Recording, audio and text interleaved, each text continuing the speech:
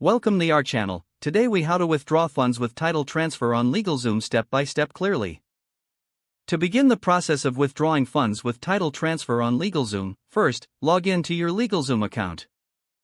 Navigate to the dashboard where you can access your services. Locate the section that pertains to title transfers. Select the specific title transfer you want to manage. Review the details of the title transfer to ensure accuracy.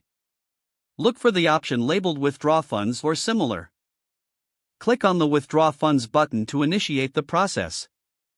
You may be prompted to confirm your identity for security purposes. Follow the on-screen instructions to verify your identity. Once verified, you'll be guided to input the amount you wish to withdraw. Select your preferred method for the fund transfer from the available options.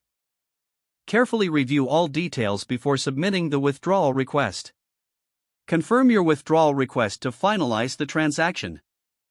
You will receive a confirmation email regarding your request. Monitor your account for the status of your withdrawal.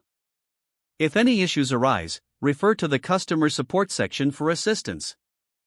If the page does not load, refresh the browser or try again in a private or incognito window. Make sure you are using the correct email address, then retype it carefully to avoid small typos. If your password is not accepted, use the reset option and create a new strong password you can remember.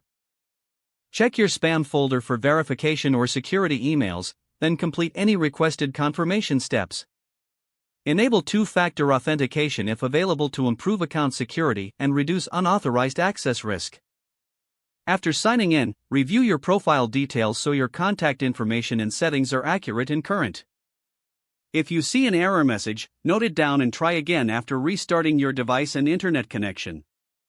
Log out when you finish, especially on shared devices, to keep your account and payment information secure.